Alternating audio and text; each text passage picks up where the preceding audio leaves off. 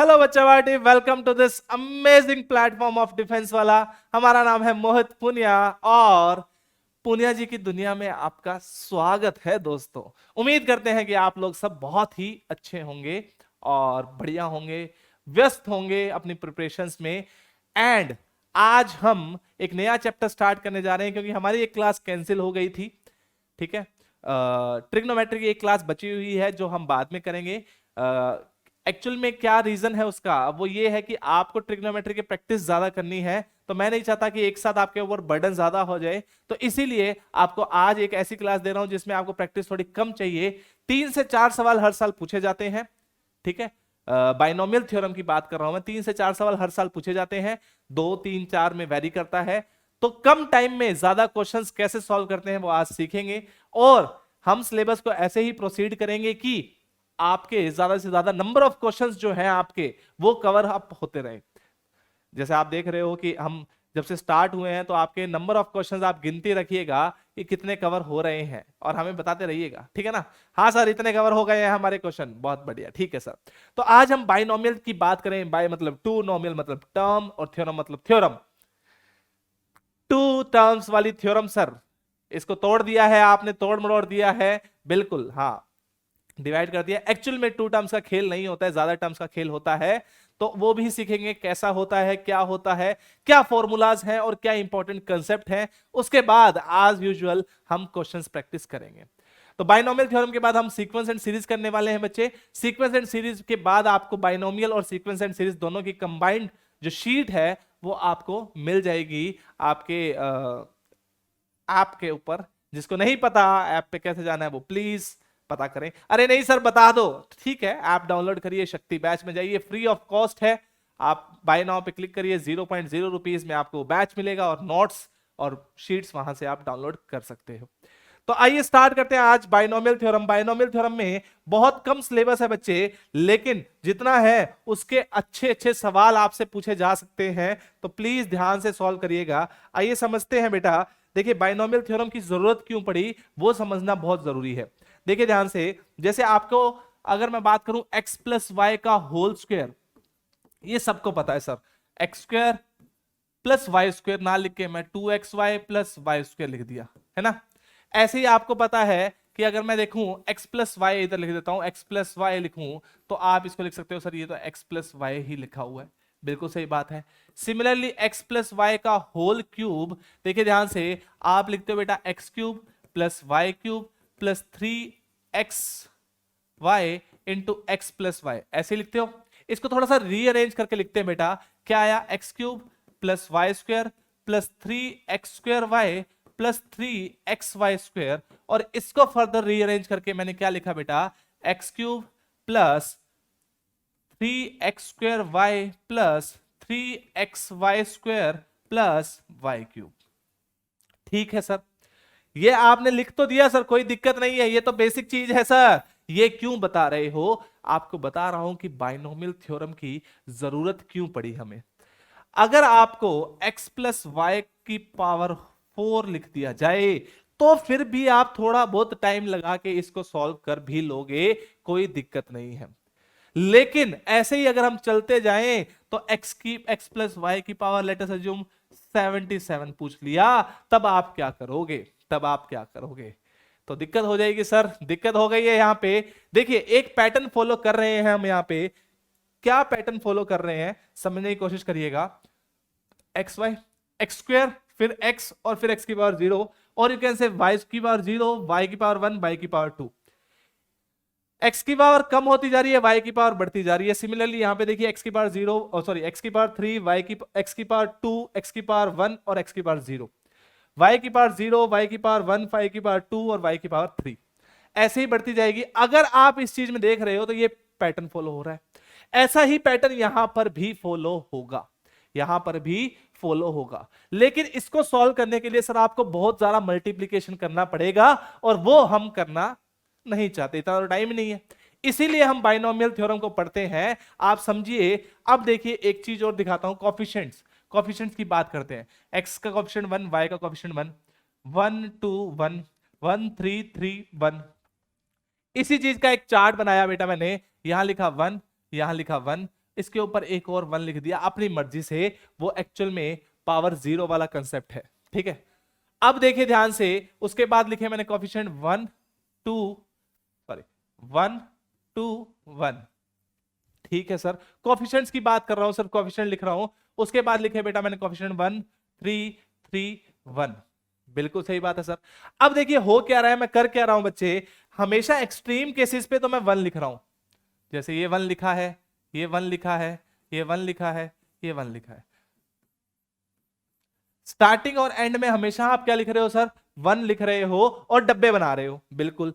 और बीच में देखिए ध्यान से कैसे जा रहा है बेटा, ये देखो, इन दोनों का सम जो किया तो 2 आ गया।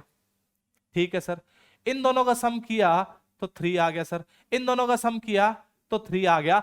अगर आप ध्यान से देखो तो ये x प्लस वाई के कॉफिशिएंट्स हैं, ये सर x प्लस वाई के होल स्क्वायर के कॉफिशिएंट है, ये x प्लस वाई के होल क्यूब के कॉफिशिएंट है।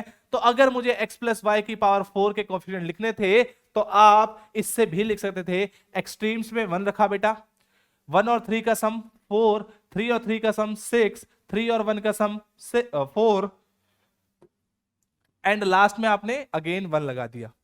सिमिलरली आप x प्लस वाई की पावर 5 के कॉफिशिएंट लिख सकते हो। अगर आप एक्सपेंशन चाहो तो आपने एक्सपेंशन भी लिख दी है, आपको बताया है x की पावर 5 लिखिए, फिर x की पावर कम करते जाइए, y की पावर बढ़ाते जाइए।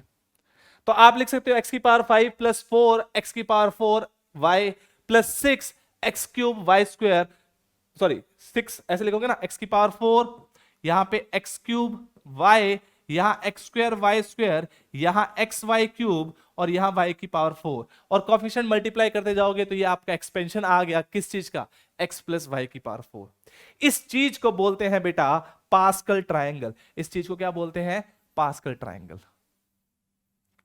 ये जो बना हुआ है ये क्या है, पास्कल ट्रायंगल है। इसकी प्रॉपर्टीज भी है बहुत सारी, बहुत इंटरेस्टिंग सी प्रॉपर्टीज हैं, लेकिन हम उतने डिटेल में नहीं जाएंगे। तो अगर आप देखोगे ध्यान से, एक्सट्रीम्स तो हमेशा 1 रहेंगे सर, है ना, और इधर से भी एक्सट्रीम्स 1 रहेंगे सर, और जो मिडल वैल्यूज, अंदर की वैल्यूज जो आ रही हैं, ऊपर वाली 2 वैल्यूज का सम आ रही है। आप देख सकते हो 1 + 2 3, 2 + 1 3, 3 + 3 6, 3 + 1 4। अगला भी अगर आप लिखना चाहो तो 1 5 10 10 5 एंड लास्ट में वापस 1 आ जाएगा। तो ये आपका पास्कल ट्रायंगल ऐसे चलता रहेगा। लेकिन इससे भी सर ये वाली प्रॉब्लम सॉल्व नहीं हो रही। ये वाली प्रॉब्लम भी कैसे लिखते जाए सर, पागल हो जाएंगे, नहीं सॉल्व कर पाएंगे। अगर आप ये प्रॉब्लम तो जेन्युइन है सर, नहीं सॉल्व कर पाएंगे, इसीलिए हमने बाइनोमियल थ्योरम देखा, बाइनोमियल थ्योरम की एक्सपेंशन देखी।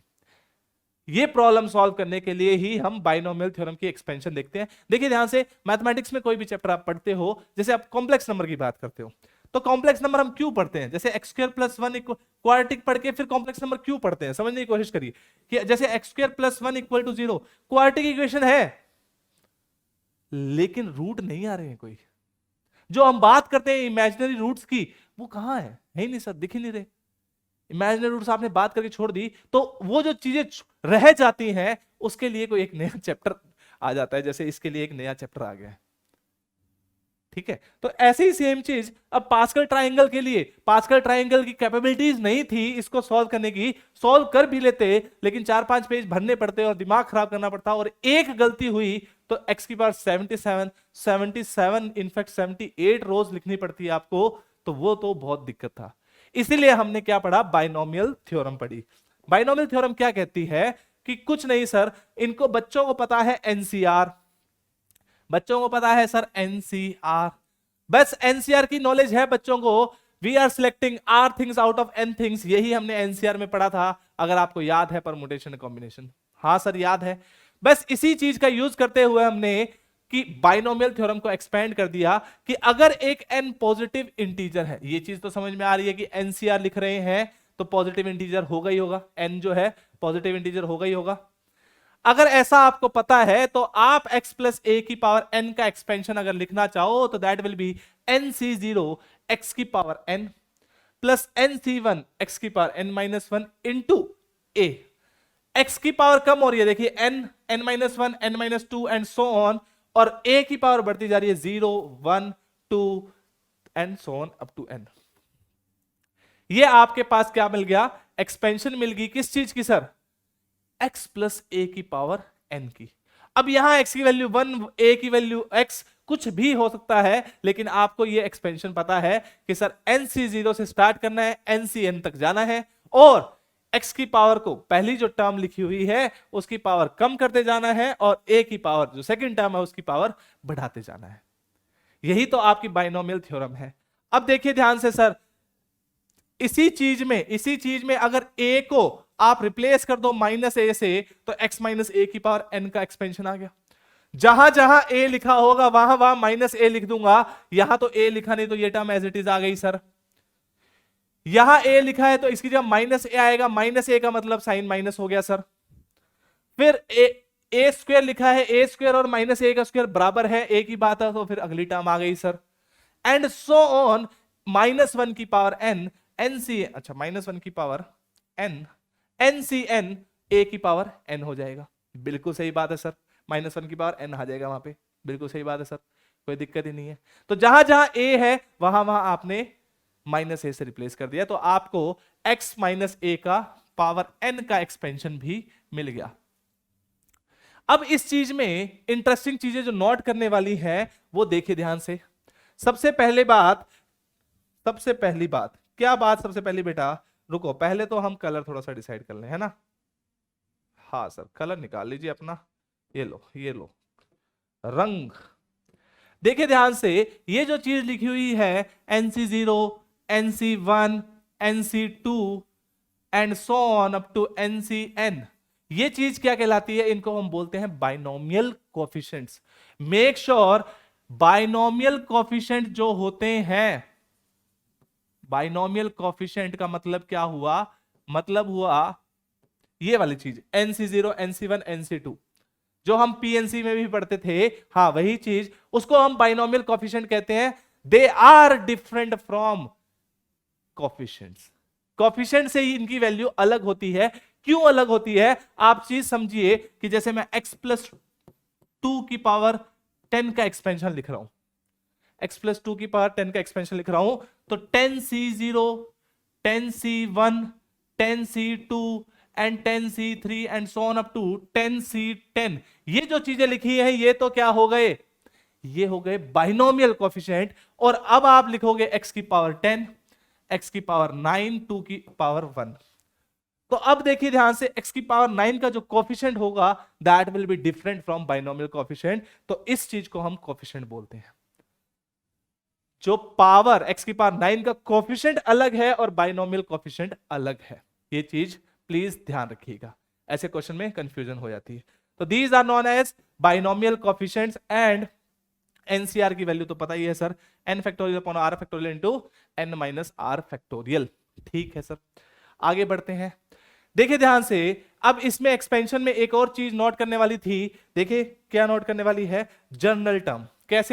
कैसे नोट करेंगे सर, एक बार आप लिख लीजिए x प्लस a की पावर n का एक्सपेंशन, तो वो कितना आया बेटा, NC0 x की power n plus NC1 x की पावर n माइनस 1 a की पावर 1 प्लस NC2 x की पावर n माइनस 2 a की पावर 2, NC3 x की पावर n माइनस 3 a की power 3 and so on up to NCN a की power n।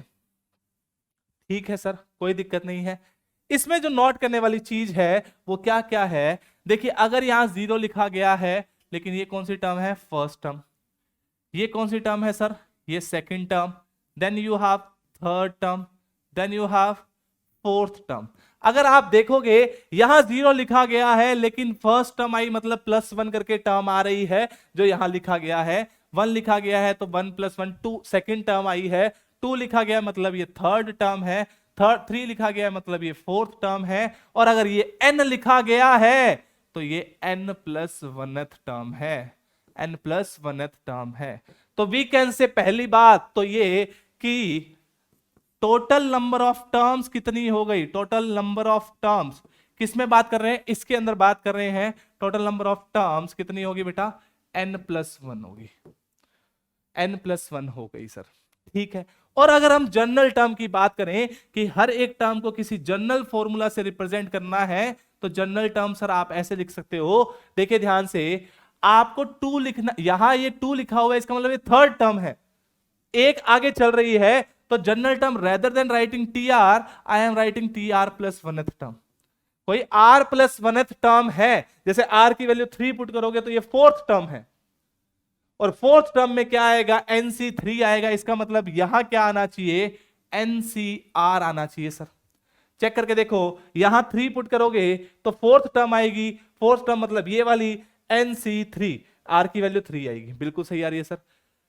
X की power sir, x की power तो sir n minus are आएगी और a की पावर r आ जाएगी, बिल्कुल सही बात है सर।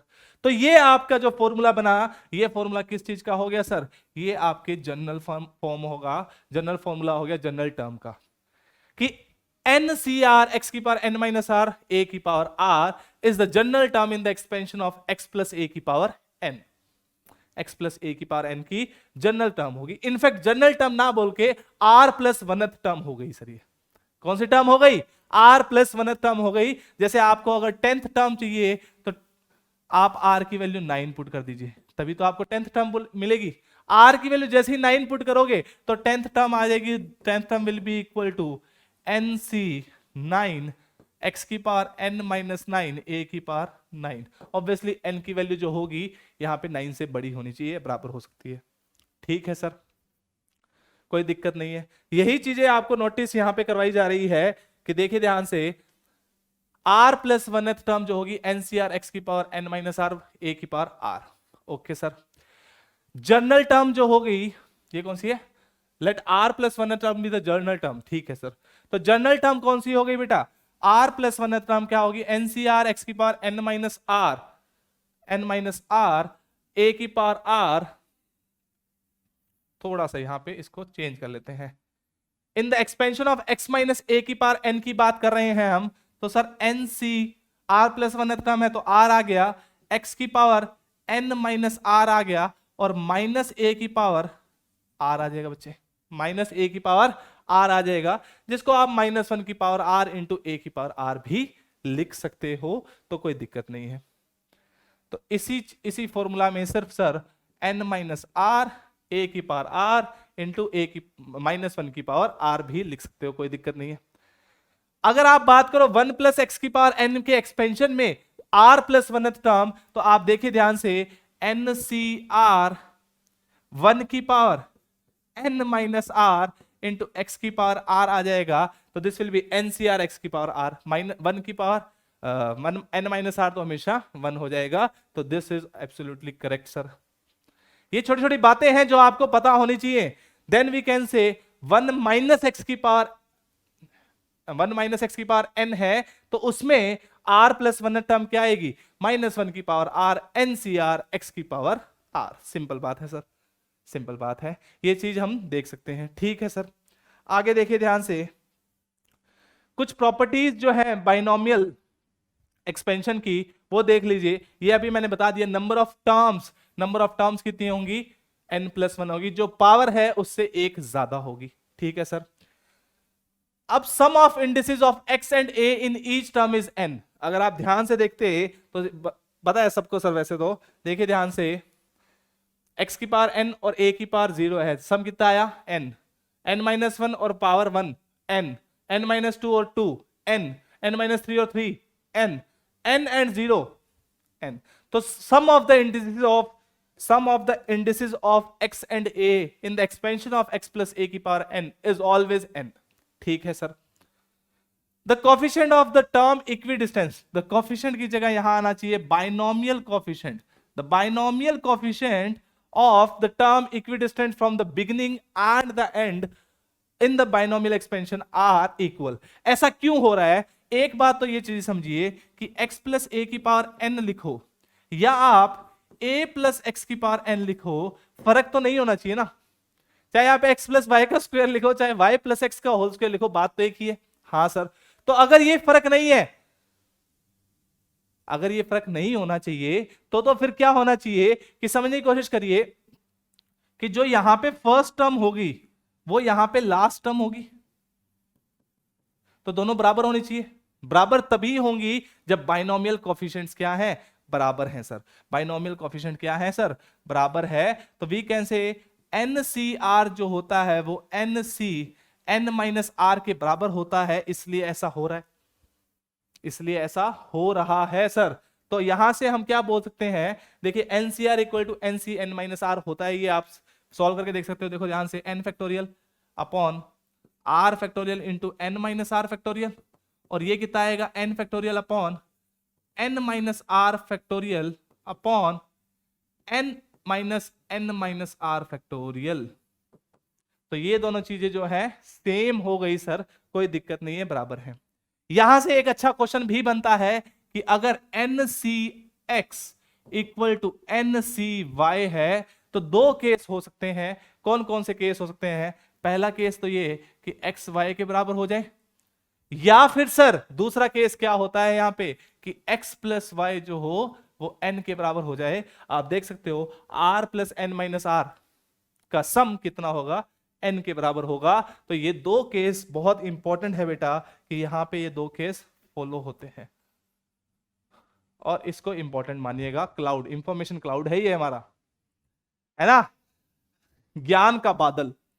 ठीक है सर, ठीक है, ज्ञान का बादल। ओके सर, तो वो क्या होते हैं, इक्वल होते हैं, ऑब्वियस ही बात है। 10 में से 4 लोग सिलेक्ट करो या 6 लोग सिलेक्ट करो, बात एक ही है, नंबर ऑफ वेज सेम आते हैं, वही कंसेप्ट यहां पे है। 10 में से 4 लोग सिलेक्ट करो या 6 लोग एक्सक्लूड करो, बात एक ही है। तो ये सेम कंसेप्ट यहां पे लग रहा है। तो मल्टीपल वेज से आपको ये चीज समझा दी गई है। आगे देखिए ध्यान से, अगर आप इसकी एक्सपेंशन देखो x प्लस ए की power n and x minus a की पावर n, तो ये चीज आपको समझ में आ रही है कि 0 1 वाली टर्म जो होंगी वो कैंसिल हो जाएंगे, NC1 वाली टर्म, क्योंकि उसमें a की पावर -1 आएगी, एक सॉरी एक माइनस ए की पावर 1 आएगी, -1 की पावर a। देखो ध्यान से, कहां गया, अरे कहां गया भैया, ये रहा। देखिए ध्यान से, ये टर्म जो है और ये टर्म जो है, इनमें सिर्फ डिफरेंस क्या है, यहां माइनस है यहां प्लस है, दोनों को ऐड करेंगे तो ये कैंसिल आउट हो जाएंगी। 3 वाली टर्म भी, NC3 वाली टर्म भी कैंसिल आउट हो जाएंगी। तो आपके पास 0 NC0 NC2 NC4 ये वाली टर्म्स बचेंगी। बिल्कुल सही बात है सर। और वही यहां पे लिखा हुआ है कि अगर आपके पास ऐसा होता है x plus x minus a की पावर n, तो ट्वाइस ऑफ NC0 x की power n plus NC2 x की power n minus 2a square and so on terms बचेगी। एंड नहीं लिखा जाता इस केस में, क्योंकि आपको पता नहीं लास्ट टर्म क्या आएगी, लास्ट टर्म आपको पता नहीं, इसलिए एंड नहीं लिखा जाता। x प्लस ए माइनस, सेम कंसेप्ट से अब आपको समझ में आ गया कि यहां 0 वाली बचेगी, तो यहां 1 3 5 वाली टर्म्स बच जाएंगी। ऑब्वियस सी बात है, ये लिखा हुआ है। ट्वाइस क्यों आ रहा है, क्योंकि दोनों ऐड हो रही हैं, कोई दिक्कत नहीं। बाइनोमियल एक्सपेंशन का बेसिक्स है बेटा, वो हमने आपको बता दिया। नेक्स्ट देखिएगा ध्यान से, middle term in the expansion of binomial theorem. Middle term की बात क्या हो रही है सर, मान लो जैसे लिखा हुआ है 1 प्लस एक्स की पावर 10, तो आपको ये चीज समझ में नहीं आ रही कि अगर पावर इवन है, पावर इवन है, पावर इवन है यहां पे, तो इवन पावर में क्या हो रहा होगा, इवन पावर में सोच के देखो क्या हो रहा होगा, नंबर ऑफ टर्म्स ओड हो जाएंगी, नंबर ऑफ टर्म्स क्या हो जाएंगी, ओड हो जाएंगी। क्यों ओड हो जाएंगी, क्योंकि 10 है तो 10 प्लस 1 11 टर्म्स आएंगी, n होता है तो n प्लस 1 टर्म्स आती हैं सर। बिल्कुल सही बात है सर। अगर n इवन है, n इवन हुई तो number of terms will be odd, और ओड चीजों में मिडल टर्म निकाल सकते हैं हम कैसे, जैसे मान लो 11 टर्म्स हुई, 11 टर्म्स है बेटा, तो पहले वाली 5 गई, पहले लास्ट वाली 5 गई, जो 6th टर्म हो गई वो कितना होगी, मिडिल टर्म होगी। 5 इधर से 5 इधर से, बीच में छठी टर्म बच गई सर। बिल्कुल सही बात है सर। तो इसी चीज को आप, जैसे आपको पता लगा कि 10 अगर पावर 10 है तो मिडिल टर्म जो आई वो कौन सी आई सर, 6th टर्म आई। और 6th टर्म को आप कैसे लिख सकते हो, 10/2 प्लस 1th टर्म। और यू कैन से if n is even then the middle term will be n/2 plus 1th term. n/2 plus 1th term will the middle term in the expansion of this. ठीक है sir. लेकिन sir अगर n odd हुआ तो number of terms even हो जाएंगी। जैसे ही number of terms even हो जाएंगी तो वहां 2 मिडल टर्म्स आएंगी। कौन कौन सी, जैसे आप देखिए n की वैल्यू अगर 11 डाल दें तो टोटल टर्म्स कितनी आएंगी, 12 आएंगी। 12 टर्म्स में 2 टर्म मिडल टर्म होगी। कौन कौन सी टर्म मिडल टर्म होगी? यू कैन से 5 इधर से निकाल दीजिए, 5 इधर से निकाल दीजिए, छठी और 7th term, 6th and 7th term will be the middle term. In case 12 की बात कर रहा हूं, पहली 5 गई, लास्ट की 5 बची, 2 बच गई बीच में। तो उस चीज को आप कैसे लिख सकते हो? n की वैल्यू पुट करो 11 प्लस 1/2, तभी तो 6 आएगा। या फिर 11 plus 3/2, 11 plus 3 that is 14/2, that is 7th term. तो ये मैं एग्जांपल लेके समझा रहा हूं कि अगर n आपका ओड हुआ, नंबर ऑफ टर्म्स इवन हो जाएंगी, और इवन हो जाती हैं तो 2 मिडल टर्म आएंगी। कौन कौन सी? n plus 1/2th term and n plus 3/2th term. These will be the middle term। ठीक है sir, n plus 1/2th term का एक्सपेंशन लिखना है, ठीक है। थोड़ा सा कुछ गड़बड़ी लिखी हुई है यहाँ पे, ठीक है। n प्लस 3/2th टर्म है, इसको अवॉइड करिएगा, ठीक है। यहाँ पे इसको इग्नोर कर दीजिए। चलिए, ये आप खुद लिख सकते हो बेटा, ये खुद लिख सकते हो, कोई दिक्कत नहीं है। चलिए आगे बढ़ते हैं बेटा। नेक्स्ट देखिएगा ध्यान से, नेक्स्ट क्या लिखा हुआ है समझने की कोशिश करिएगा। मिडल टर्म की बात कर रहे थे, लेकिन अब हम बात करें ग्रेटेस्ट टर्म की। इसके ऊपर क्वेश्चन कम पूछे गए हैं, लेकिन ग्रेटेस्ट टर्म में क्वेश्चन आपसे पूछा जा सकता है। क्या क्वेश्चन पूछा जा रहा है बेटा ग्रेटेस्ट टर्म में, समझने की कोशिश करिएगा। ग्रेटेस्ट टर्म का मतलब क्या हुआ? कि सबसे बड़ी टर्म। सर ग्रेटेस्ट टर्म का मतलब क्या हुआ बेटा? सबसे बड़ी टर्म। और सबसे बड़ी टर्म कैसे निकालोगे आप? देखो ध्यान से, अगर कोई भी टर्म सबसे बड़ी टर्म हो गई, अगर कोई भी टर्म सबसे बड़ी टर्म हो गई, तो आपको सिर्फ इतना ध्यान रखना है कि अगर मान लो r प्लस 1th टर्म जो है वो सबसे बड़ी टर्म है, तो आपने बस इतना assumption ही लेना है कि r plus 1 is greater than. हो सकता है कि 2 टर्म बराबर हो, जैसे मिडिल टर्म की बात करें तो 2 टर्म हो सकता है बराबर आ जाए, या फिर बड़ी ही आएंगी। तो आपने क्या माना? r प्लस 1th टर्म जो है वो rth टर्म से बड़ी मान ली आपने, या उसके बराबर मान ली। बस इसी चीज को आपको सॉल्व करना है और कुछ नहीं करना।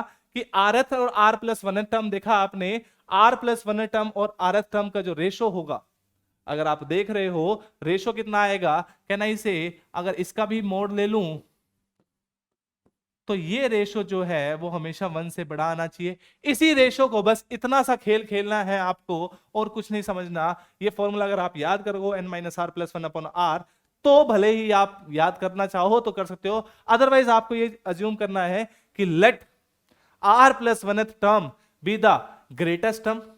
तो वो इससे पिछले वाली टर्म की या तो बराबर होगी या बड़ी होगी, या उससे बड़ी होगी। इसी चीज को हमें सॉल्व करना है। अगर ये क्वेश्चन आता है तो आपका 1 मिनट ले जाएगा, इसको अब लास्ट में ही सॉल्व करिएगा। सिर्फ इतना सा कंसेप्ट है कि r plus 1th term should be greater than rth term, या उसके बराबर है, तभी तो आप सबसे बड़ी टर्म निकाल पाओगे ना। जैसे कितनी है, मान लो 100 पावर 100 दे रखी है, तो 101 टर्म्स आ रखी हैं, तो आप क्या अज्यूम करोगे कि जो भी टर्म है वो सबसे बड़ी टर्म जो है वो या तो उससे पिछली वाली टर्म से बड़ी होगी या उसके बराबर होगी। उसके अलावा कोई केस नहीं हो सकता, उसके अलावा कोई केस नहीं हो सकता, क्योंकि आप अज्यूम ही ये कर रहे हो कि सबसे बड़ी टर्म है। यहां बराबर इसलिए कंसीडर कर रहे हैं क्योंकि 2 टर्म का बराबर हो सकती है, इसलिए यहां पे 2 टर्म्स को इक्वालिटी भी होल्ड हो रही है। यहां पे सिंपल कंसेप्ट ये है, ठीक है सर। इसी चीज को सॉल्व किया गया है। NCR x की पावर n माइनस आर, और TR को क्या लिखेंगे? NCR माइनस 1 x की पावर n माइनस, देखो ऐसे लिखा जाएगा ना, x की power n minus r minus 1, तो ये n माइनस r प्लस 1 हो जाएगा, a की पावर r माइनस 1। इसको फर्दर सॉल्व करते हैं तो ये आ जाता है, और इसको फर्दर सॉल्व करते हैं तो आपके पास ये लिखा गया है कि TR plus 1 term upon TR term का रेशो जो होगा वो ग्रेटर देन या इक्वल टू 1 होना चाहिए, as TR plus 1th term be the greatest term. Simple सा कंसेप्ट है, ठीक है सर। लेकिन सर अभी तो आपने बाइनोमियल एक्सपेंशन जो बताया है अभी, वो किसके लिए बताया है? x प्लस a की power n, where n is a integer, positive integer की बात हो रही है। क्या फ्रैक्शन या कुछ और के लिए भी एप्लीकेबल है? हाँ एप्लीकेबल है, उसको लास्ट में देखेंगे। अब देखिए ध्यान से, important result, coefficient of r plus 1th term in the expansion of this will be NCR। ये पहले लिखना चाहिए था लेकिन कोई बात नहीं। और r plus 1 in the term of expansion this will B -1 की पावर r, -1 की पावर r NCR, सिंपल है ना सर। ठीक है, चलिए आगे देखते हैं ध्यान से। नेक्स्ट देखिए ध्यान से, ये बहुत इंपॉर्टेंट रिजल्ट्स हैं भैया। मैंने आपको बताया था कि सारे नंबर ऑफ वेज का सम जो होता है किसी n चीजों के, वो 2 टू द पावर n होता है। Number of ways, possible ways, कितनी भी चीजें सिलेक्ट करो तब 2 टू द पावर n आता है। वो कैसे आएगा समझिए ध्यान से। जो आपके पास x प्लस वाई की पावर n का एक्सपेंशन लिखते हैं, लेट अस अज्यूम, तो आप क्या लिखोगे, nc0 x की power n plus nc1 x की पावर n माइनस 1 y की पावर 1 प्लस nc2 x की पावर n माइनस 2 y की power 2 and so on up to ncn y की पावर n। यहां आप क्या करिए, x और y की वैल्यू दोनों वैल्यू 1 पुट कर दीजिए। तो यहां से लेफ्ट हैंड साइड क्या आया, 2 की पावर n आ गया सर, और राइट हैंड साइड देखिए ध्यान से, nc0 plus nc1 plus nc2 plus nc3 and so on up to ncn। nc0 मतलब 0 चीजें सिलेक्ट करना आउट ऑफ n, nc1 मतलब एक चीज सिलेक्ट करना आउट ऑफ n, 2 मतलब 2 चीजें सिलेक्ट करना आउट ऑफ n। और ये जो है ये है possible ways of selection of any number of things, कितने भी थिंग्स कितने भी बार सिलेक्ट करो, वो दे रखा है आपको nc0 nc1 nc2 nc3 up to ncn। इन सब का सम करेंगे तो लेफ्ट हैंड साइड क्या आ गई, 2 टू द पावर n आ गया। मतलब total number of possible ways of selecting any number of things is 2 to the power n, where n is the number of things. समझ में आया? ये कंसेप्ट मैंने आपको बताया था कि बाइनोमियल में हम पीएनसी को रिलेट करेंगे, तो ये वहां से आता है। अब यहां पे अगला रिजल्ट देखिए ध्यान से, ये रिजल्ट बहुत इंपॉर्टेंट है दोस्तों। अगला रिजल्ट देखिए, nc0 nc2 nc4। अब यहां पे x की वैल्यू 1 और y की वैल्यू -1 पुट कर दो। x की वैल्यू 1 और y की वैल्यू -1 पुट कर दोगे तो आपको ये वाला रिजल्ट मिल जाएगा।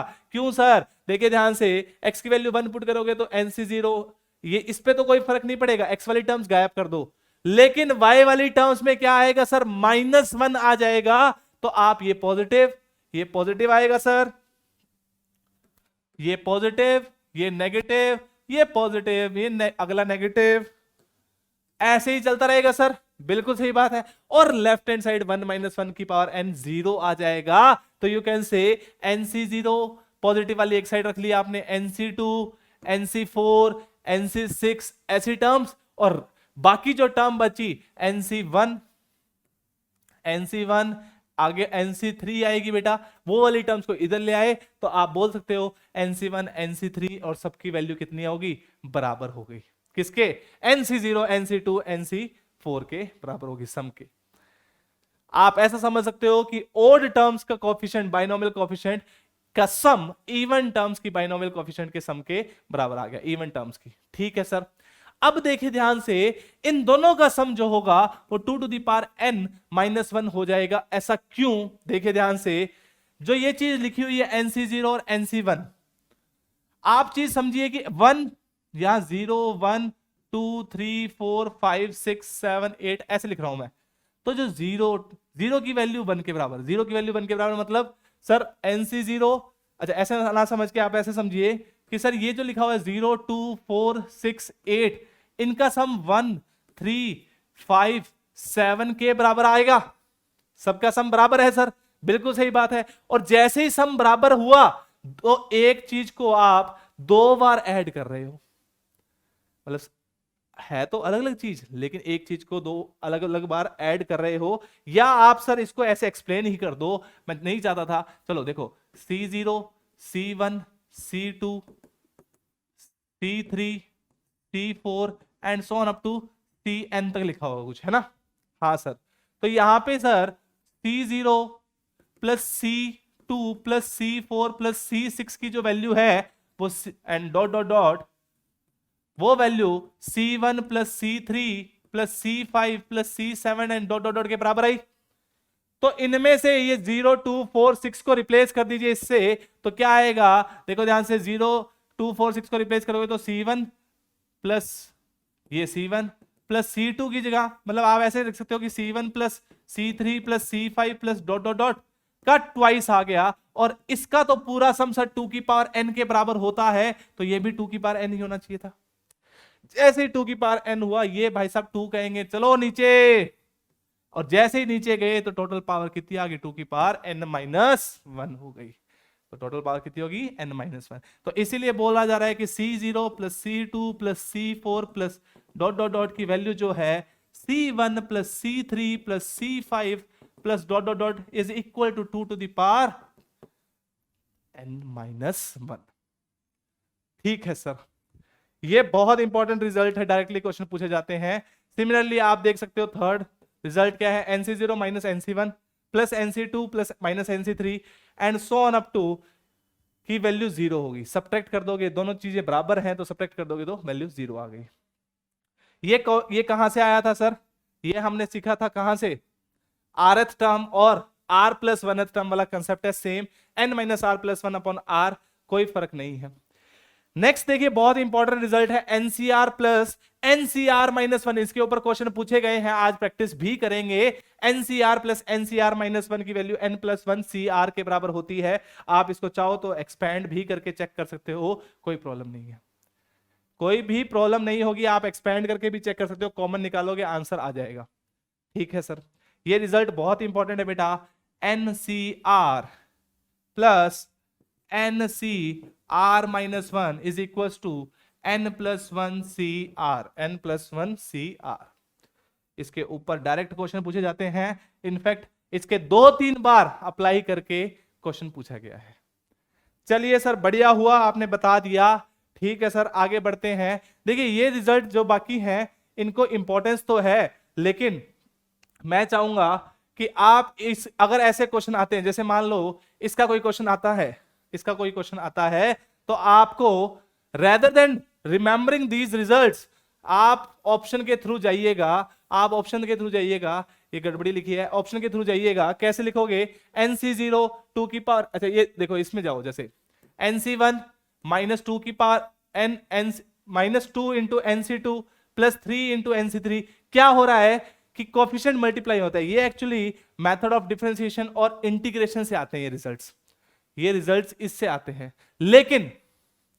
लेकिन आपको क्या करना है बेटा, आपको बेसिकली जब भी ऐसा क्वेश्चन आए तो आपको ऑप्शंस के थ्रू जाना है, n की वैल्यू 2 या 3 कंसीडर कर लीजिएगा और फिर ऑप्शन में पुट करके चेक करना है। वैल्यू पुटिंग मेथड से ही जाओगे, रेदर देन इनको याद रखने में आप हमेशा वैल्यू पुटिंग मेथड जाइएगा, वैल्यू पुटिंग मेथड में जाइएगा। ठीक है, वैल्यू पुटिंग मेथड में जाइएगा रेदर देन इसको याद करने के लिए। ठीक है सर, आगे बढ़ते हैं सर, नेक्स्ट देखिएगा ध्यान से।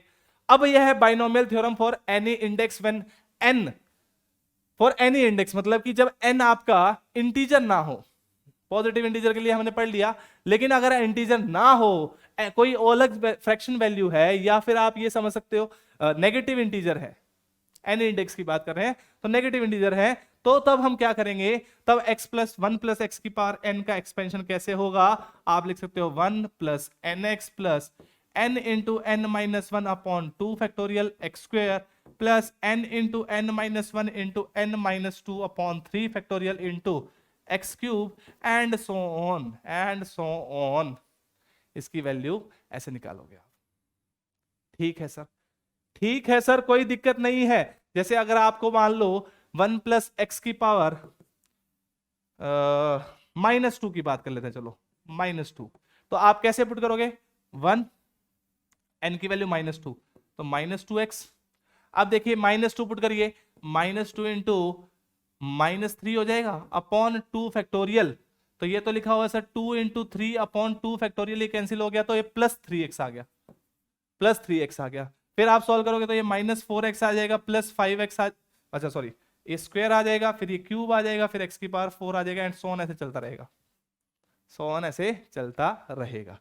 तो ये बेसिक डाटा जो है आपको याद होना चाहिए कि 1 प्लस एक्स की पावर -2 क्या होता है, 1 प्लस एक्स की पावर -3 क्या होता है, ये बेसिक डाटा है, वो आपको याद होना चाहिए। या फिर आप इतने समझदार हो कि जल्दी जल्दी लिख पाओ तो अलग बात है। ठीक है सर, अब चलते हैं बेटा क्वेश्चंस के ऊपर। आइए क्वेश्चंस की बात करते हैं। क्वेश्चंस को डिस्कस करने से पहले एक छोटी सी इंपॉर्टेंट बात ये कि बेटा यहां पे एक छोटा सा टर्म, एक छोटा सा कंसेप्ट मिसिंग है, that is term independent of x. Term independent of x क्या होता है, term independent of x. Independent of x का मतलब क्या हुआ बेटा, जो कि जिसके अंदर जैसे मान लो x प्लस वाई या x प्लस ए की पावर n का एक्सपेंशन हम देख रहे थे, तो ये आया था सर n c0 x की पावर n प्लस ऐसे चलते रहे, है ना। यहां पे a को a ना समझ के 1/x² समझो या 1/x³ समझ लो, तो ऐसा हो सकता है कि एक टर्म ऐसी आ जाए जिसमें कोई x ना हो। तो बेसिकली आपको उस केस में क्या करना है, उसको हम क्वेश्चंस के थ्रू समझेंगे, क्वेश्चंस के थ्रू समझेंगे। और एक और इंपॉर्टेंट बात, पीएनसी का एक इंपॉर्टेंट कंसेप्ट होता है बेगर्स मेथड। बेगर्स मेथड का मतलब क्या होता है कि गरीबों में कुछ बांटना, यही मतलब होता है बेगर्स मेथड का। वो नंबर ऑफ टर्म्स के लिए हम यूज करेंगे, ठीक है। उसका डायरेक्ट फॉर्मूला आपको बताऊंगा। तो आइए क्वेश्चन स्टार्ट करते हैं बेटा। क्वेश्चन स्टार्ट करने से पहले कि सर ऑब्वियस सी बात है सारे कंसेप्ट आपने रिवाइज कर लिए, अब हम क्वेश्चंस प्रैक्टिस करेंगे। पहला क्वेश्चन क्या कह रहा है, find the coefficient of x cube in the expansion of this 3 - 2x into 1 + 3x की पावर -3। अब इसके लिए बाइनोमियल थ्योरम कौन सी लगाओगे, binomial theorem for any index n, यही तो लगेगी सर। उस केस में अगर हम अप्लाई करें, देखो ध्यान से, 3 - 2x तो एज इट इज, 3 - 2x तो एज इट इज। अब इस केस में आपको अप्लाई करनी है 1 + nx plus n into n -1 upon 2 factorial x² and so on. अगर अगली टर्म भी लिखना चाहो तो n into n -1 into n -2 upon 3 factorial x³ and so on. ठीक है सर, n की वैल्यू पुट करो और जल्दी से आंसर निकालो। 1, n की वैल्यू -3 पुट करेंगे, -3 इंटू 3x कितना हो जाएगा, -9x। n की वैल्यू कितने पुट करेंगे, देखो ये तो आ गया 9x², ये तो आ गया सर 9x², और यहां पे कितना आएगा बेटा, देखो -3 into -4 upon 2 factorial that is 6, तो आ जाएगा आपका +54x²। आगे की टर्म सर, आगे की एक टर्म और लिखनी पड़ेगी आपको क्वेश्चन सॉल्व करने के लिए, क्योंकि x³ की बात, कोएफिशिएंट किसका चाहिए, x³ का चाहिए। तो अगले टर्म में लिखूं n की वैल्यू -3 -4 -5 अपॉन 3 इंटू 2 इंटू 1, तो ये माइनस माइनस माइनस प्लस हो गए, एक माइनस बाहर रह गया। ठीक है सर, 3 इंटू 2 हो गया, तो ये आ जाएगा आपके पास 10। कितना आया, 10 आया विद नेगेटिव साइन। लेकिन सर -3 का क्यूब भी तो आएगा, -3 का क्यूब भी आएगा, तो ये क्या हो जाएगा, कैन यू से -3 का क्यूब करेंगे तो नेगेटिव आ जाएगा। देखो ध्यान से कैसे पुट कर रहे हैं हम, देखो ध्यान से, ये थोड़ा सा मेहनती का काम, मेहनत का काम है। क्या लिख रहे हो आप, 1 + nx plus n into n -1 upon 2 factorial x² plus n into n -1 into n -2 upon 3 factorial into x³। जैसे ही n की वैल्यू आपने -3 पुट की, तो ये देखो ध्यान से 1 -3 इंटू 3x कितना आ गया बेटा, कितना आया, वी कैन से सर ये आ गया +9x²। देखो ध्यान से +9x आ गया। लेकिन सर +9x कैसे आया सर, देखो ध्यान से, ये -3 था और यहां पे आपने माइनस की जगह प्लस लिखोगे तो ये कितना आएगा, 1 - 9x आएगा ना, 1 - 9x आएगा। n की वैल्यू डायरेक्टली पुट करनी है यहां पे, तो कितना आ जाएगा, -3 इंटू x की जगह 3x है तो -9x, वही चीज लिखी है सर। फिर ये 54 आ गया सर +x²। अब आप बात करो तो x³ आया, उसकी जगह मतलब क्या होगा, x³ की जगह क्या होगा सर, 3x का क्यूब दैट इज 27, तो x³ तो डायरेक्टली आ गया सर, बिल्कुल सही बात। और यहां पे वैल्यू पुट कर दो, -3 -4 आया, और ये -5 अपॉन 3 इंटू 2 इंटू 1, ये आपका आ जाएगा बेटा, you can say negative sign के साथ ये आपका 2 आ जाएगा 10, तो -270 आ जाएगा, -270 x³ एंड सो ऑन। बस आपको यहां तक ही लिखनी है। देखो इसमें मैं समझा रहा हूं तो ज्यादा टाइम लगेगा, आप जब सॉल्व करोगे तब आपको टाइम नहीं लगेगा, तभी आप ये क्वेश्चन सॉल्व कर पाओगे, है ना। कैसे होगा सर, देखो x³ का कोएफिशिएंट चाहिए, x³ कैसे बन रहा होगा, जब ये वाली टर्म यहां से x³ के कोएफिशिएंट से मल्टीप्लाई हो रहे होगे तभी बन रहा होगा।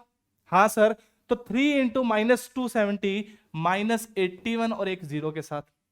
और सर यहां पे जो x की टर्म है वो यहाँ पे एक्स स्क्वायर की टर्म से मल्टीप्लाई हो रही होगी, तभी तो कोफिशिएंट बन रहा होगा। हाँ सर, -2 इंटू 54 दैट इज -108। इन दोनों का सम करेंगे तो 918 with negative sign, D option. तो आपको सिर्फ इतना लिखना था कि 3 - 2x 1 - 9x। अब देखो इसमें क्या ट्रिक क्या हो सकती है। ट्रिक ऐसे बच्चे कहते हैं कि सर इसमें ऐसे टाइप के क्वेश्चन में ट्रिक नहीं एप्लीकेबल होगी बेटा। जैसे कई बार ट्रिक कैसी आती है बेटा कि x + y into non integral powers निकालनी है तो आप ट्रिक अप्लाई कर सकते हो, इंटीजर वैल्यू निकालनी है तो ट्रिक अप्लाई कर सकते हो, लेकिन ऐसे क्वेश्चन में ट्रिक अप्लाई नहीं करनी पड़ेगी और इसको तेज करोगे तभी जाके आपका क्वेश्चन ऑब्वियसली ज्यादा मार्क्स आएंगे, बाकी लोगों से तेज करना पड़ेगा आपको। तो सिंपल एक्सपेंशन आपको यूज करनी है 1 + nx + n into n - 1 upon 2 factorial x square plus n into n - 1 into n - 2 upon 3 factorial x cube and so on. ठीक है सर, तो फाइनल आंसर कितना आया -918 which is your D option. Next question देखिए, what are the last 2 digits in the number 9 की power 200। अब जैसे ही मैंने देखा 9 की पावर 200 तो क्या डिजिट क्या क्या आंसर आएगा यहां पे आप बताइए। सर हमें तो समझ में नहीं आ रहा, आप ही बता दीजिए। देखिए ध्यान से, ये चीज सबको समझ में आनी चाहिए कि 9 जो है उसकी यूनिट डिजिट क्या हो सकती है। 9 की पावर 1 करूंगा तो 9, 9 की पावर 2 करूंगा, यूनिट डिजिट की बात कर रहे हैं हम, यूनिट डिजिट की। 9 की पावर 2 करूंगा तो 81 1, 9 की पावर 3 करूंगा तो वापस से 9 आ जाएगा, है ना। हाँ सर वापस से तो 9 1 9 1 ऐसे जाएगा सर। और इवन पावर्स हैं, 2 है फिर 4 है फिर 6 है, तो उसमें हमेशा यूनिट डिजिट कितनी आएगी, 1 ही आएगी। तो वी कैन से आप सर ऑप्शन में से 2 ऑप्शन तो रिजेक्ट कर दीजिए, ये दोनों तो रिजेक्ट, सॉरी एक पहला ऑप्शन तो रिजेक्ट हो गया, कौन सा 19 वाला, कि यूनिट डिजिट 19 नहीं आएगी, मतलब 9 नहीं आएगी। अब 3 ऑप्शन है, अब कैसे तुक्का मारे sir, A B C B C D में से तुक्का मार दे, नहीं आपको बाइनोमियल थ्योरम अगर आती है तो 1 + 8 की पावर 200 लिख लीजिए, 1 + 8 की पावर 200 लिख लीजिए सर, इसको लिख दिया जी। अब क्या करें, अब क्या करें सर, देखो ध्यान से, आप क्या लिखोगे NC0 दैट इज 200 C0 1 की पावर 200, बिल्कुल सही बात है सर, 1 की पावर 200 प्लस 200 C1 1 की पावर 199 और 2 की पावर 8 की पावर 1। अब देखिए खेल यहीं पे खेला जाएगा, क्या हो रहा होगा समझने की कोशिश करिए। ये चीज जो लिखी हुई है 200 C0, किसी भी NC0 की वैल्यू हमेशा 1 होती है, तो ये वैल्यू तो आ गई सर 1, प्लस ये कितना आया NC1 की value 200 factorial upon 1 factorial into 199 factorial that is 200 into sir 8 into 8। तो अब आप आगे भी जाओगे, अगली टर्म जो आएगी 200 इंटू 199 अपॉन 2, तो उसमें भी 2 जीरोस आएंगी, उससे आगे वाली टर्म्स में भी 2 जीरो आएंगी, हर एक टर्म में 2 जीरोस तो कंपलसरी आ ही रही हैं। तो यहां पे कोई भी टर्म आएगी, जैसे ये 1600 आ गया बेटा, और सब आगे जाएंगे तो हमेशा डबल जीरो आएंगे आएंगे। हाँ सर बिल्कुल आएंगे। तो जब आप ऐड करोगे तो 2 जीरो यहां 2 जीरो यहां, हर एक टर्म में 2 जीरो दिख रहे हैं आपको, तो you can say sir last term जो होगी, यू कैन से आपके अंदर हमेशा यहां पे क्या मिलेगा, आपको 2 जीरोस मिल रहे होंगे, और लास्ट टर्म जो होगी एक 1 ऐड हो रहा है, एक 0 1 है, डबल जीरो है तो 0 1 ऐड हो जाएगा, सम कितना आ जाएगा 0 1 आ जाएगा। ठीक है सर, ठीक है सर जी, आगे बढ़ते हैं सर, नेक्स्ट क्वेश्चन देखते हैं ध्यान से। For any positive integer n, if 4 की power n minus 3n is divisible by 9, then what is the value of remainder? देखो इसको करने के लिए आप बाइनोमियल थ्योरम की जगह डायरेक्टली n की वैल्यू पुट कर लो, हर एक इंटीजर n के लिए ट्रू है ना ये, तो n की वैल्यू 2 पुट कर लो, 16 - 6 दैट इज डन 10, और 10 को 9 से डिवाइड करेंगे, रिमाइंडर कितना आ गया 1। Option D is the correct answer, option D is the correct answer. ठीक है सर, आगे बढ़ते हैं, नेक्स्ट क्वेश्चन देखिएगा ध्यान से।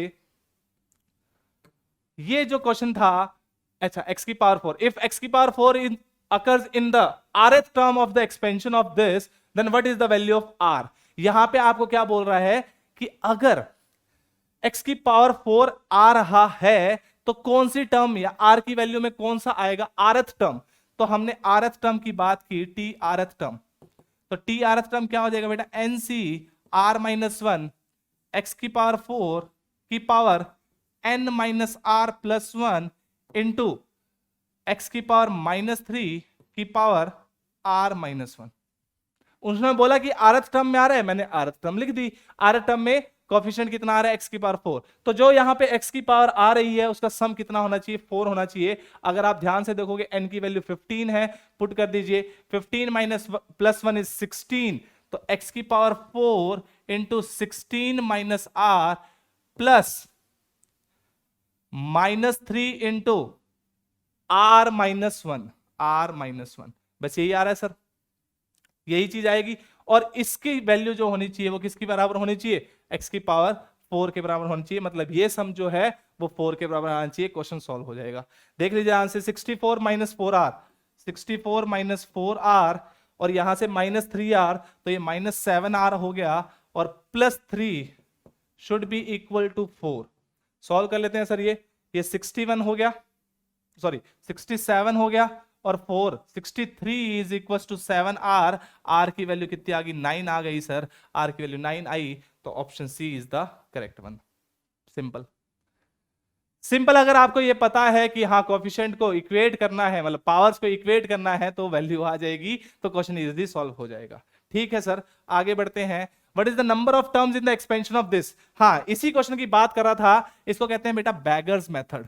बैगर्स मेथड, बैगर्स मेथड क्या कहता है कि मान लीजिए आपके पास n कॉइन्स हैं और r बैगर्स हैं, आपके पास r बैगर्स हैं और आपको n कॉइन उनको डिस्ट्रीब्यूट करने हैं। तो आप ये बोल, किसी के पास कितने भी कॉइन आए हमें इससे मतलब नहीं है। अगर इसका फॉर्मूला देखो तो वो n plus R minus one C R minus one आता है। मतलब क्या हुआ सर कि अगर r बैगर हैं, n कॉइन्स हैं, आपको n कॉइन्स, आप हो सेठ आदमी हो, आपने क्या किया, गरीबों को सिक्के बांटने थे। आजकल सिक्के नहीं चलते लेकिन नोट चलते हैं, सिक्के बांटने थे। और कितने गरीब लोग थे, मतलब बैगर्स कितने थे, आर बैगर्स थे लेट अस अज्यूम। तो आपका मन कर रहा है सारे एक को दे दें तो भी चलेगा, आपका मन कर रहा है सबको एक एक दे दें, जितने भी हो उनको एक एक दे दें तो भी चलेगा, आपका मन कर रहा है कि पहले को ना दे के तीसरे को दे दें तो वो भी चलेंगे। तो ये सारे जो वेज हैं उनको काउंट, टोटल वेज कितने आएंगे, n plus R minus one C R minus one, इसको हम बोलते हैं बैगर्स मेथड। Beggars method. और एक केस इसमें स्पेशल केस आता है जब आपको कम से कम एक कॉइन किसी को देना है, तो n minus one C R minus one ways से दे सकते हैं। When minimum one coin should be given to, when minimum one is given, तो आता है n minus one C R minus one. ये हमने बैगर्स मेथड जानबूझ के छोड़ा था क्योंकि मुझे पता था जब हम बाइनोमियल करेंगे तब ऐसे क्वेश्चन को देखेंगे। तो अगर इसकी बात हो रही है, अब इसको इससे रिलेट कैसे करें। अरे कुछ नहीं है, ये देखिए आपके पास n कॉइन्स हैं, पावर n है, और यहां पे तीन लोगों में डिवाइड करने, किसी के पास आए ना आए आपको कोई लेना देना नहीं है। तो आपको n कॉइन्स तीन बैगर के अंदर डिस्ट्रीब्यूट करने हैं। तो n की वैल्यू तो सर n होगी, r की वैल्यू सर यहां पे कितने बैगर्स हो गए, 3 बैगर हो गए। तो we can say n plus R minus one C R minus one, that is n plus two C two. n plus two C two की वैल्यू निकालनी है, that is n plus two factorial upon two factorial into n factorial, which can be further written as n plus two into n plus one upon to.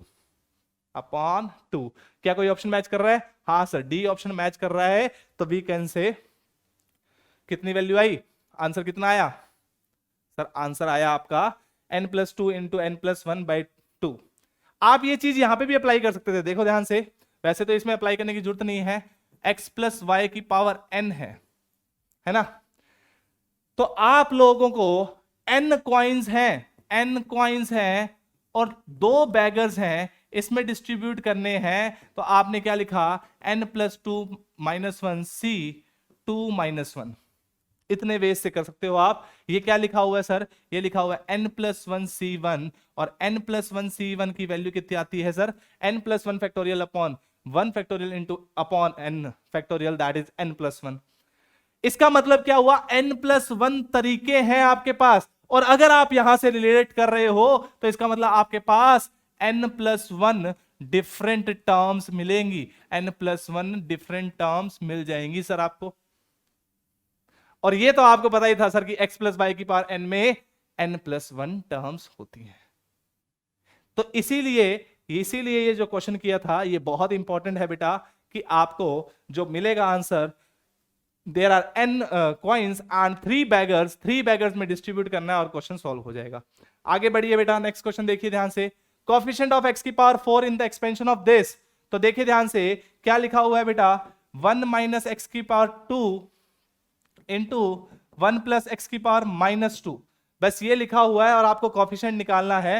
1 - x⁻² को अगर आप expand नहीं कर पा रहे हो तो फिर तो दिक्कत है ना।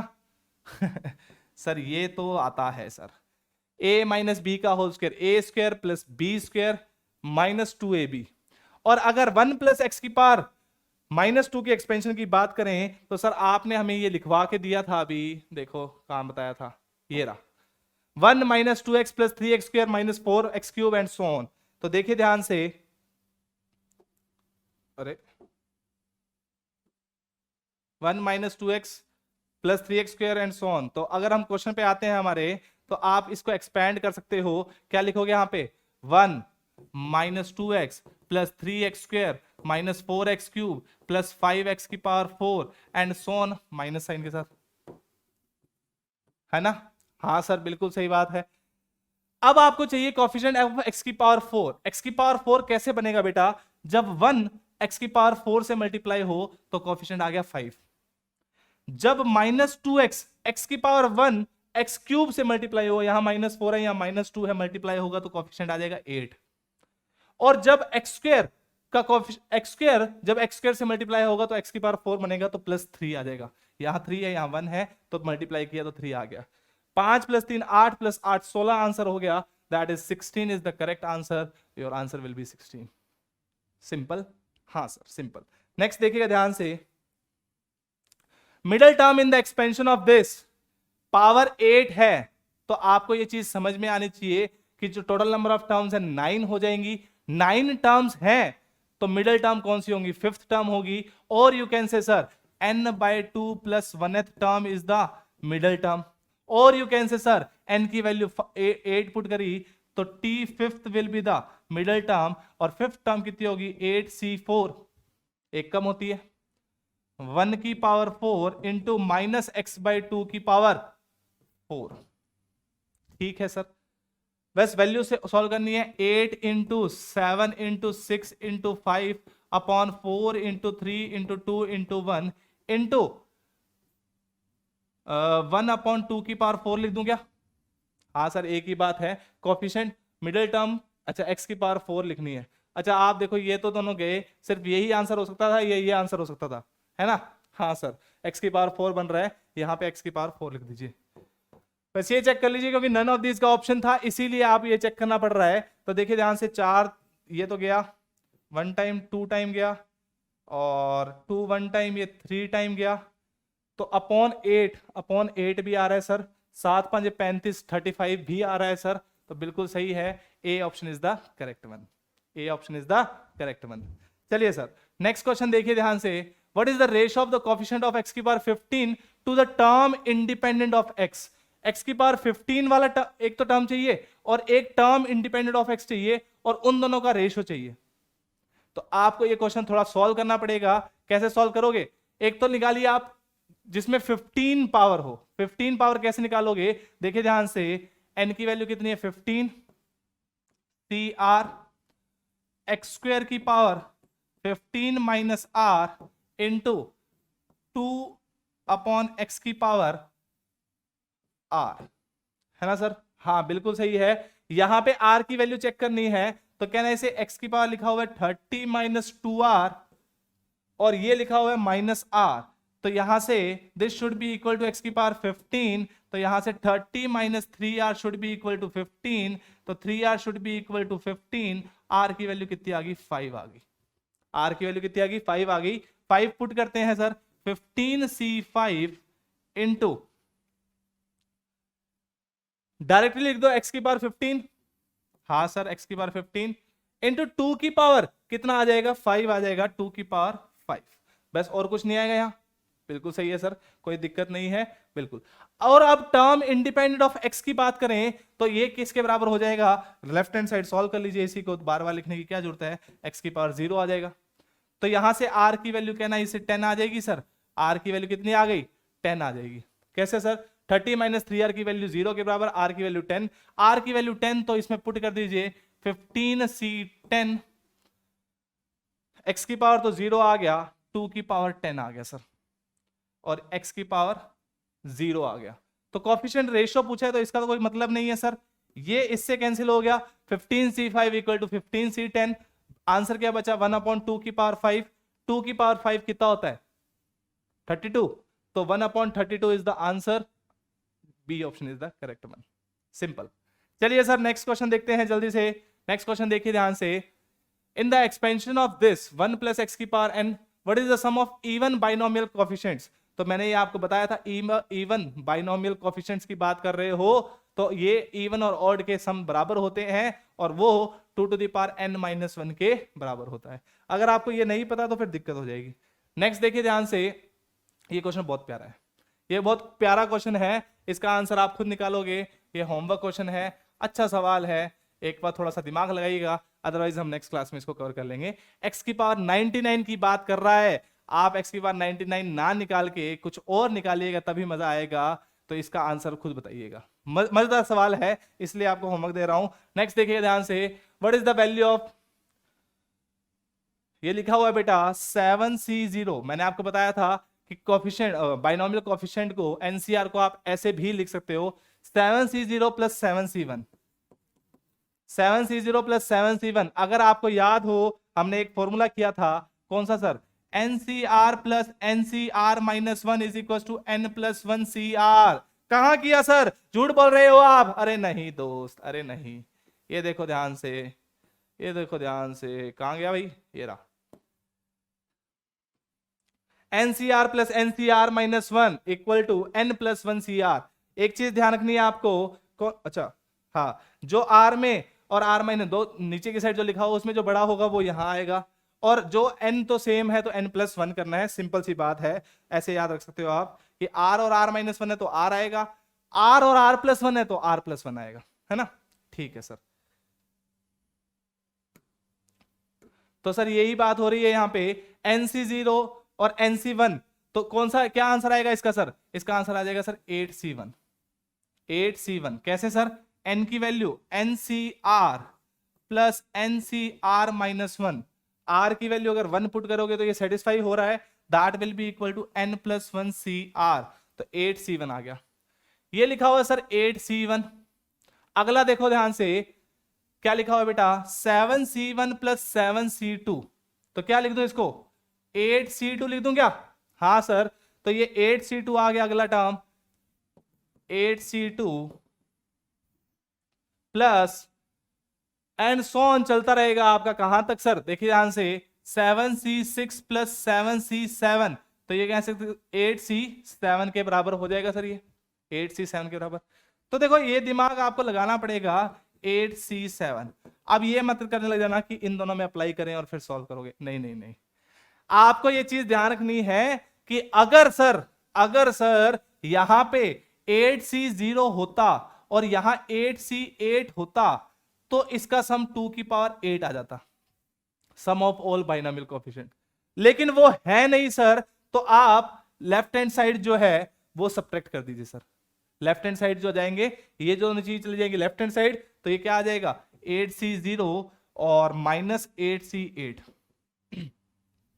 8 में से 0 चीजें को सिलेक्ट करने के कितने तरीके बताओ भाई, कितने तरीके सर, सर एक तरीका हो गया 2 to the power 8 minus 1, 8C8 sir 8 factorial upon 8 factorial into 0 factorial that is 1, sir एक तरीका और, तो 2 to the power 8 minus 2 answer होना चाहिए sir, 2 to the power 8 minus 2, 2 to the power 8 होता है 256 minus 2, 254 is the correct answer. तो ये एप्लीकेशन किसकी, एनसीआर प्लस एनसीआर माइनस 1 की, और रिजल्ट किसके थ्रू आ रहा है, रिजल्ट आएगा सर सम ऑफ कोएफिशिएंट्स के थ्रू, सम ऑफ कोएफिशिएंट्स के थ्रू। चलिए सर नेक्स्ट क्वेश्चन देखिए ध्यान से, नेक्स्ट क्वेश्चन क्या कह रहा है, नंबर ऑफ टर्म्स, भैया ये बहुत प्यारा सवाल है, number of terms in the expansion of this, मतलब प्यारा क्या, बहुत इजी सवाल है। ये आपको चीज समझ में आ रही है कि सर ये लिखा हुआ है twice of NC0 plus NC, sorry 100 है ना, तो 100C0 plus 100C2 plus 100C4 and so on up to 100C100 तक लिखा हुआ है सर, है ना। यही तो टर्म्स लिखी है, बाकी जो 1 3 5 वाली टर्म्स तो कैंसिल हो जाएंगी क्योंकि यहाँ माइनस है यहाँ प्लस है, तो वो तो कैंसिल आउट होगी। बिल्कुल सही बात है सर। अब ये कितनी टर्म्स लिखी हुई हैं, 2 4 6 8 10 अप टू 100 तक लिखे हैं तो 50 टर्म्स आती, लेकिन ये 0 भी है तो 51 टर्म्स आएंगी। कितनी टर्म्स आएंगी, 51 टर्म्स आएंगी। Answer will be 51। बच्चे इसको क्या मार्क कर देते हैं, 202 मार्क कर देते हैं, पता नहीं क्यों, क्या सोच के मार्क करते हैं पता नहीं, है ना। Number of terms after simplification, number of terms obviously जब भी बात करते हैं तो आफ्टर सिंप्लीफिकेशन ही बात करते हैं, तो टोटल नंबर ऑफ टर्म्स कितनी आ गई सर, 51 टर्म्स आ गई सर। नेक्स्ट क्वेश्चन देखिएगा ध्यान से, ये क्वेश्चन पूछे गए सवाल है, ये एनडीए में पूछे गए सवाल है।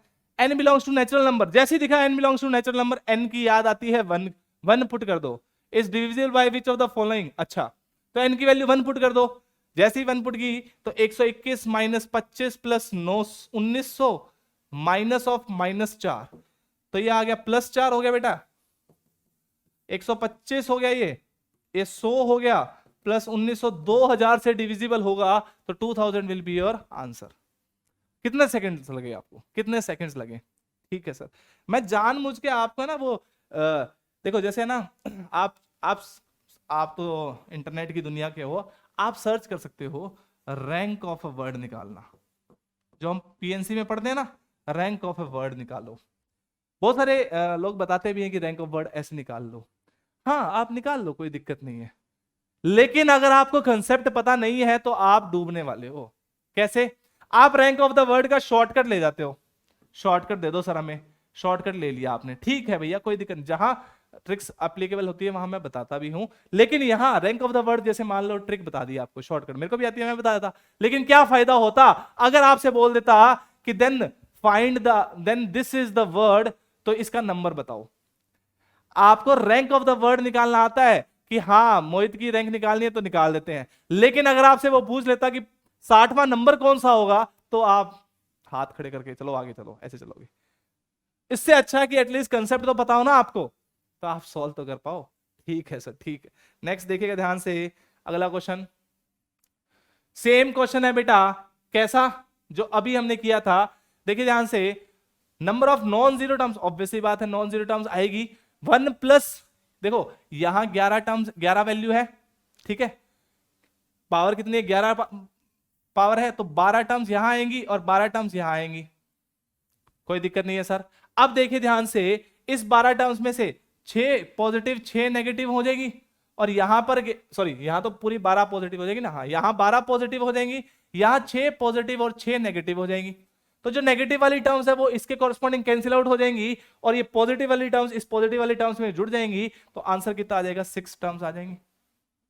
क्या मैं लिख सकता हूं 6 टर्म्स, पावर 11 है तो 12 आएगा, और टर्म्स नंबर ऑफ टर्म्स कितनी आ जाएगी, 6 आ जाएगी। आप ये भी चेक कर सकते थे कि 11 C0 2 4 6 8 10 1 2 3 4 5 6, ये 6 टर्म्स आएंगी, इसके अलावा टर्म्स नहीं आ सकती, तो टोटल नंबर ऑफ टर्म्स कितनी आ जाएगी, 6 आ जाएगी।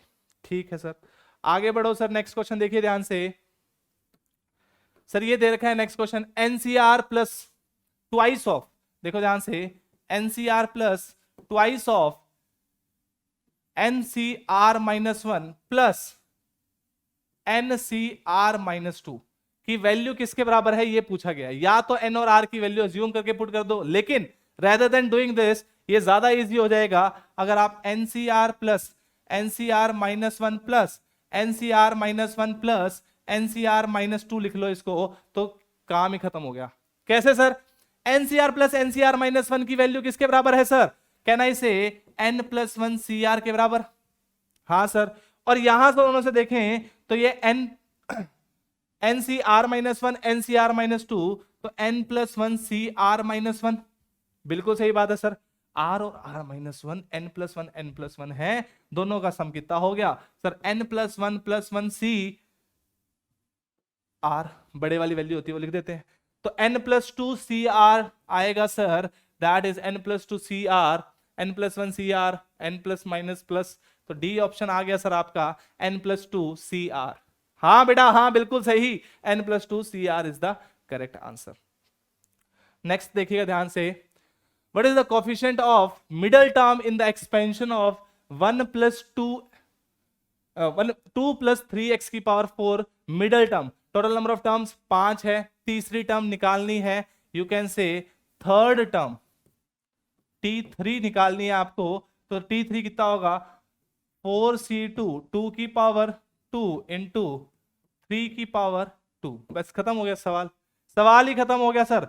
4 में से 4 factorial upon 2 factorial upon 2 factorial into 4 into 9, ये आंसर आ जाएगा। यू कैन से सर ये लिखा हुआ है 6 इंटू 4 इंटू 9, बस 216 आ गया क्या, 6 24, 24 इंटू 9 240 माइनस 16 216, बिल्कुल सही है, 240 माइनस 24 216, बिल्कुल सही।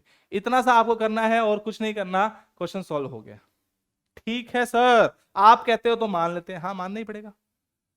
And then we have last question, last question बड़ा ही अच्छा सा सवाल है। क्या सवाल है लास्ट क्वेश्चन में, देखिएगा ध्यान से, in the expansion of 1 plus ax की power n, the first 3 terms are respectively 1 12x and 64x square.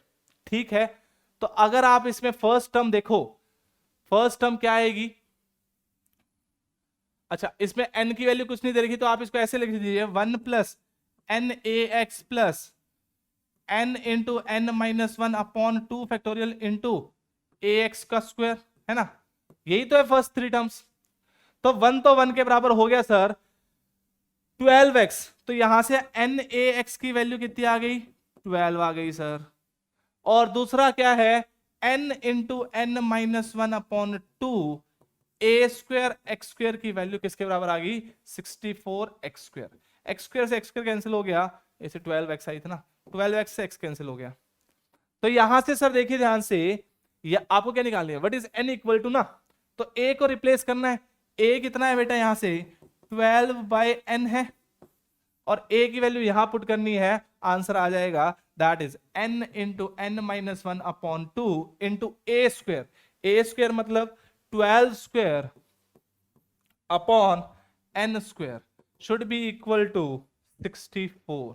बस ये सॉल्व करना है, आप ऑप्शंस की हेल्प ले सकते हो, देखिए ध्यान से, ऑप्शंस की हेल्प ले लो और क्वेश्चन को सॉल्व कर लो, ऑप्शन की हेल्प ले लो और क्वेश्चन को सॉल्व करो, अदरवाइज तो क्वाड्रेटिक बन रही है जो सॉल्व करने में थोड़ा टाइम लगेगा। ऑप्शन की हेल्प लीजिए और क्वेश्चन सॉल्व हो जाएगा इजिली, 1 टाइम्स 72 टाइम्स हो जाएगा, 8 8 और ये 9 टाइम्स, है ना, हाँ सर, तो n into N minus one into 9 is equal to 8n square, तो यहां से आया 9n square minus 9n is equal to 8n square, तो यहां से क्या आएगा बेटा n square minus 9n is equal to 0, ये वैल्यू आ गई, तो n की वैल्यू कितनी आ गई 9 आ गई सर, n की value 9 is the correct answer, B option. Quadratic भी इजी थी, सॉल्व कर सकते हो। ठीक है सर, समझ में आया, कोई दिक्कत नहीं है। इसी के साथ ये चैप्टर भी आपका कंप्लीट होता है दोस्तों। मिलते हैं अगले सेशन में, तब तक के लिए हंसते रहिए, मुस्कुराते रहिए, मस्त रहिए और व्यस्त रहिए। Please take care of yourself and of your family. Tata bye bye, take care.